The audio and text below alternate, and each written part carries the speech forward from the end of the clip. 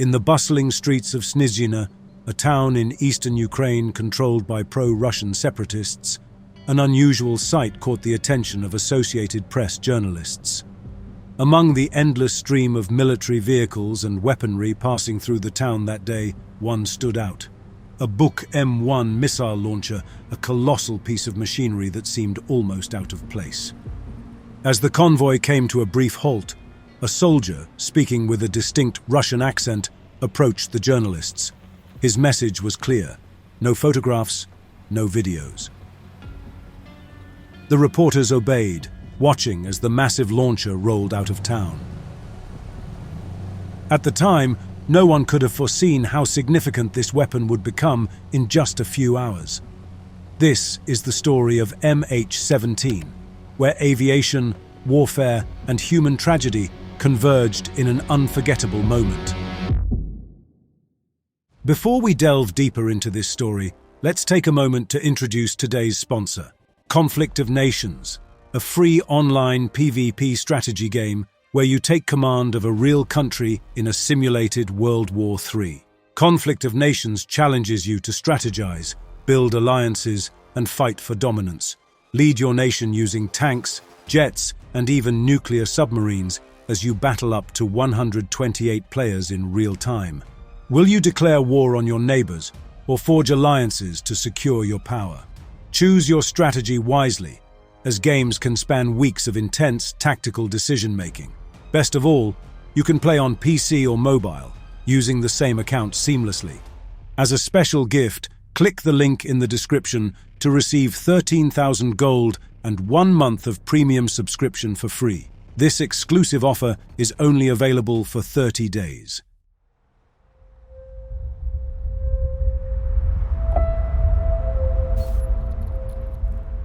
It's July 17th, 2014. The day began like any other at the bustling Amsterdam Schiphol airport, marking the start of the holiday season. Passengers checked in their luggage, collected boarding passes, and exchanged farewells with families and friends in the departure hall. At Gate G3, Malaysia Airlines Flight MH-17 was preparing for its journey. This daily service to Kuala Lumpur carried 283 passengers and 15 crew members. The aircraft for this flight was a reliable and modern Boeing 777, a workhorse for Malaysia Airlines. It was powered by 2 Rolls-Royce engines and had recently undergone routine maintenance.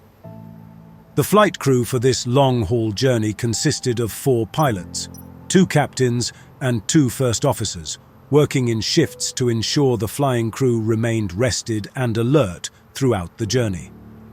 This protocol is standard practice for flights of this duration.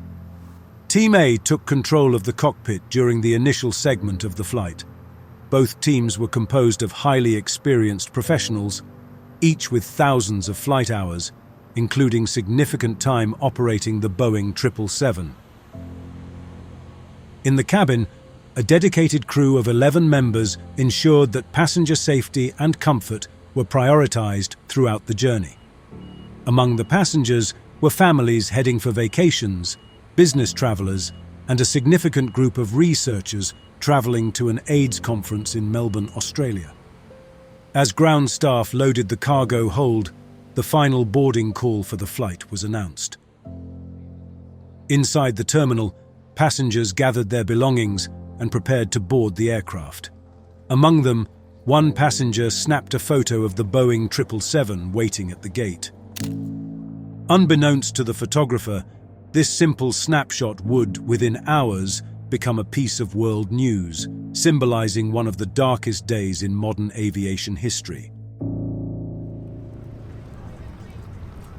Shortly after noon, the final preparations for Flight MH-17 were completed. The crew conducted pre-flight checks, verifying fuel levels, weather conditions, and the flight plan. With 46 tons of fuel loaded and all systems confirmed operational, the flight was ready for pushback. According to the flight plan, this flight was scheduled to follow the standard departure route Nika 3 Whiskey, climbing southeast before crossing the Dutch-German border at waypoint Sonneb. After passing through Germany, the route continued across Poland, where the aircraft was planned to climb to 33,000 feet. Upon entering Ukrainian airspace, it would ascend further to 35,000 feet near waypoint Pekit. From there, the route would take the aircraft over the Russian Federation, the Caspian Sea, and onward through Iran, Afghanistan, Pakistan, and India, before continuing toward Kuala Lumpur for an estimated flight time of 11.5 hours. The route carried over a region fraught with escalating tensions. Since April 2014, the Donbass region, including the Donetsk and Luhansk areas, had been engulfed in armed conflict. Pro-Russian separatists and Ukrainian government forces were engaged in intense battles, marked by artillery exchanges, aerial bombardments, and the rapid militarization of the area. They had their orders. Bring back the authority of the Ukrainian government. Drive out the separatists backed by Russia. The front lines shifted periodically, with some towns and villages occasionally changing control during the conflict. Both sides deployed heavy weaponry, and for the separatists, anti-aircraft systems were a critical component of their arsenal. The increasing deployment of these systems led to a series of incidents. As the conflict progressed, Ukrainian aircraft were frequently targeted. The attacks were carried out primarily with man-portable air defense systems, also known as manpads. These lightweight, shoulder-fired weapons are effective at lower altitudes. In June, a Ukrainian reconnaissance aircraft was shot down near Sloviansk, and just days later, a transport plane was downed while landing at Luhansk, killing 49 people.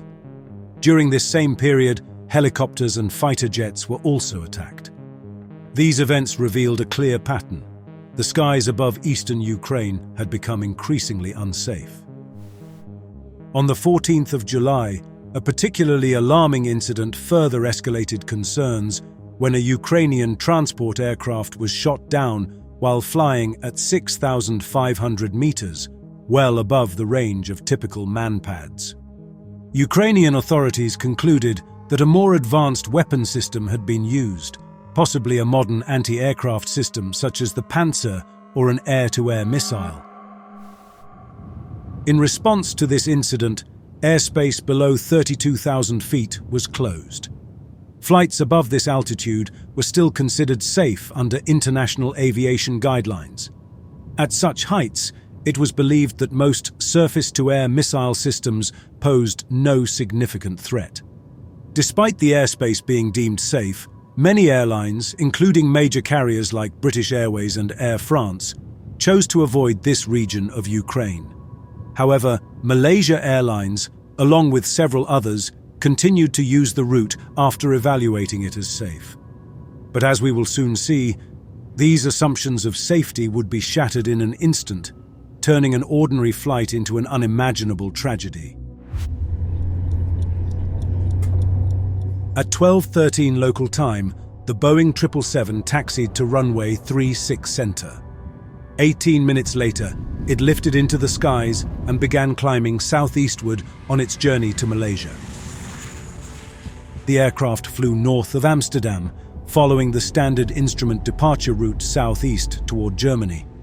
It climbed to 25,000 feet before crossing the Dutch-German border, where the route continued toward Poland.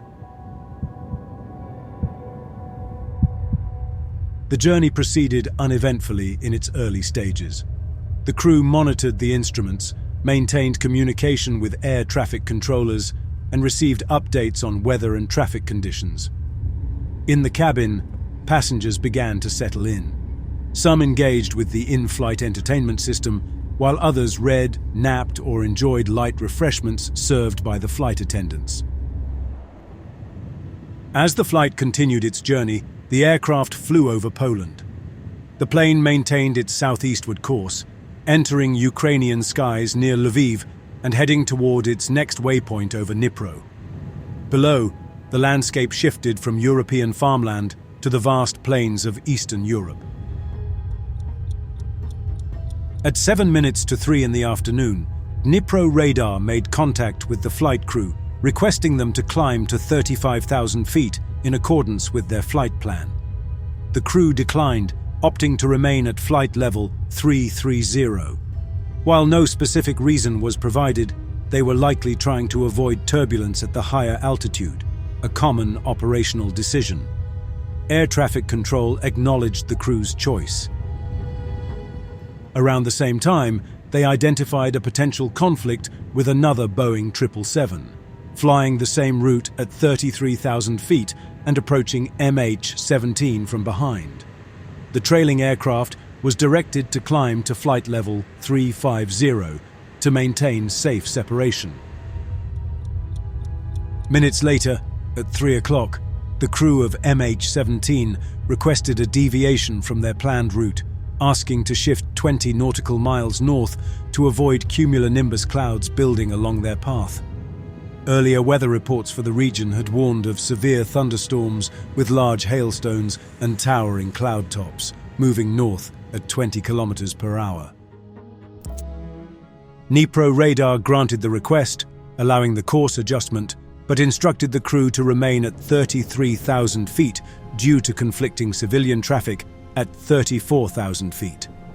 After avoiding the bad weather, the crew began returning to their original course, aligning with the centerline of Airway Lima 980 as they headed towards their next waypoint. Meanwhile, on the ground, a Buk missile system was being set up. The system consisted of a radar unit capable of tracking targets, a command vehicle, and a missile launcher. Operatives began scanning the skies for potential threats. The intent was to target Ukrainian military aircraft operating in the region. The Buk missile system, codenamed SA-11 by NATO, is a mobile medium-range weapon system equipped with semi-active radar-guided missiles. It can detect, lock onto, and destroy high-speed aerial targets such as fighter jets, bombers, and cruise missiles, posing a severe threat to military operations. At this moment, MH-17 was not alone in the skies. Several commercial aircraft flew in the same airspace, some at similar altitudes. These flights were operated by Air India, EVA Air, and Singapore Airlines. 2 of these flights were heading eastbound, and 1 was heading westbound. All flights were under the control of Dnipro radar. The distance between flight MH17 and the nearest other aircraft was 33 kilometers. Nearing waypoint Tamak at the Russian border, air traffic controllers cleared the flight crew to proceed directly to waypoint Romeo November Delta, 45 nautical miles further southeast. The crew acknowledged this clearance, marking their final radio transmission. Unbeknownst to the pilots and passengers, the Buk system's radar had locked onto their aircraft seconds earlier. The operators likely mistook MH17 for a Ukrainian military plane, a catastrophic error. With its large radar signature, the Boeing 777 presented an easy target.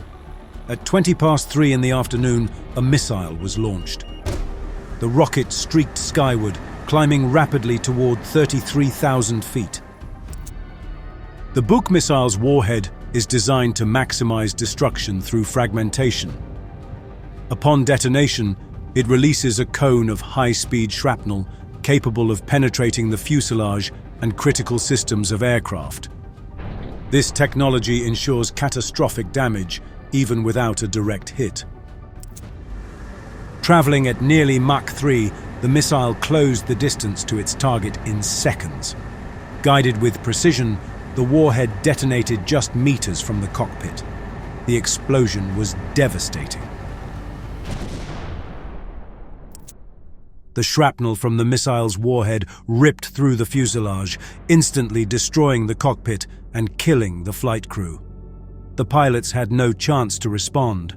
The missile struck with precision, leaving no time for action. The detonation caused the aircraft to break apart mid-air.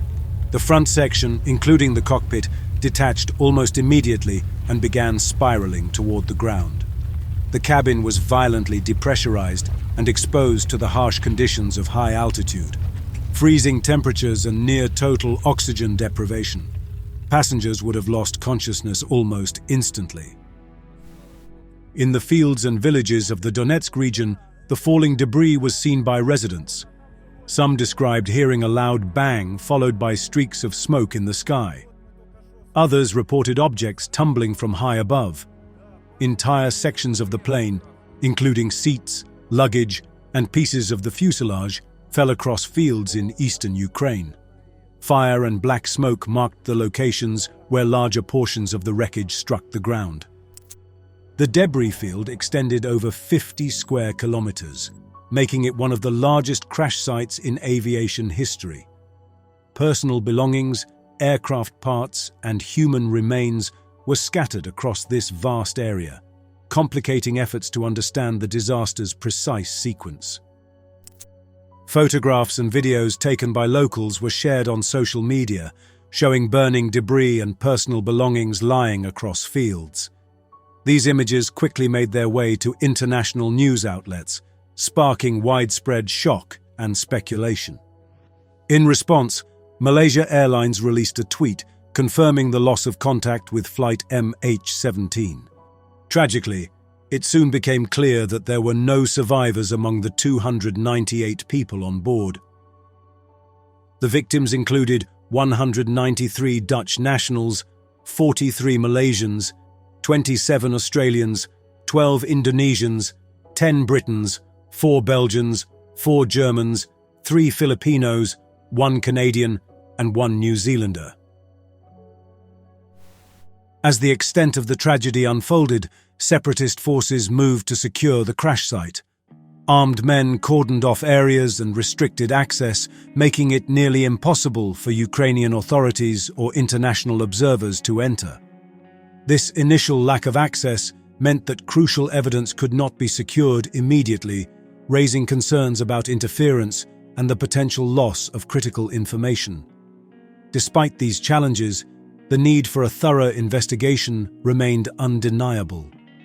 An international investigation team was established, led by the Netherlands and including representatives from Malaysia, Australia, Belgium, and Ukraine. Their mission was clear: to uncover the cause of the crash and determine accountability.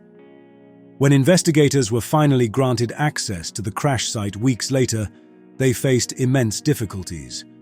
Reports of disturbed wreckage and potential interference added further complexity to their work. Nevertheless, the team meticulously documented the area, collecting vital evidence to piece together what had happened. The remains of the victims were carefully recovered and transported to the Netherlands in a deeply respectful and symbolic process. Ceremonial flights brought the remains to Eindhoven Air Base, where they were received with military honors and solemnity. On the 23rd of July, 2014, the Netherlands observed a national day of mourning as the first flight carrying victims' remains arrived. This deeply united the nation in grief. Flags flew at half-mast, church bells rang, and citizens gathered in silence to pay their respects.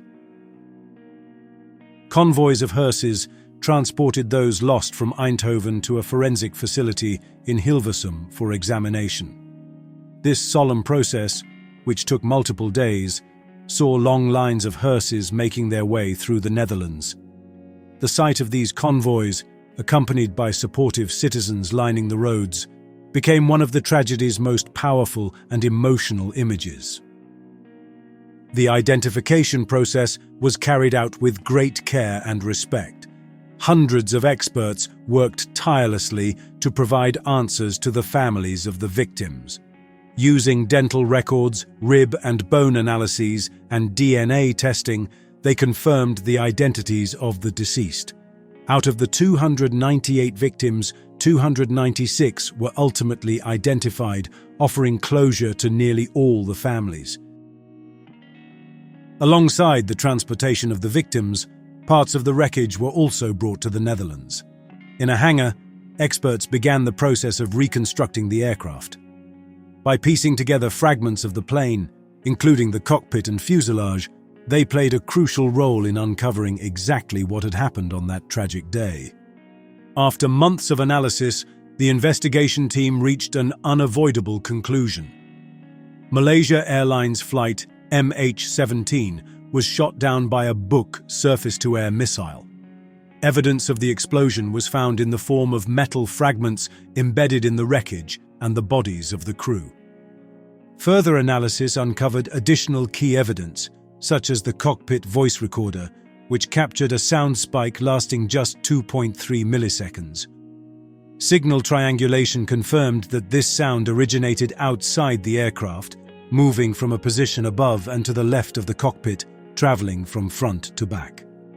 Additional evidence included larger debris recovered at the crash site and a small number of fragments found within the aircraft remains. Paint samples taken from suspected missile parts matched objects embedded in the debris, which did not originate from the aircraft itself. Furthermore, traces of explosive materials were discovered on both the missile fragments and the aircraft debris, conclusively linking the missile to the tragedy. Other possible scenarios that could have led to the aircraft's disintegration were thoroughly analyzed and ultimately dismissed based on the available evidence. To honor the victims, memorials were held in the Netherlands and around the world. In 2017, a national memorial was created in Vijfhuizen, near Schiphol Airport, featuring 298 trees, one for each life lost. Families of the victims found comfort in this memorial, which became a lasting place of remembrance. In 2020, a criminal trial began in the Netherlands, charging 4 suspects for their role in the downing of MH17. The trial revealed painful details, bringing the loss of 298 lives back into focus as testimonies and evidence were presented. While charges were filed, the question remains whether true justice can be achieved. This tragedy had a lasting impact on aviation safety. New protocols and guidelines were introduced to improve the safety of flights over conflict zones. Airlines, international organizations, and governments now collaborate to prevent similar disasters from happening again. Yet the scars remain, for the families and all those affected by the loss. Conflict of Nations is a free online PvP strategy game. Choose your strategy and conquer the world. Click the link in the description to claim 13,000 gold and 1 month of premium subscription for free. This offer ends in 30 days.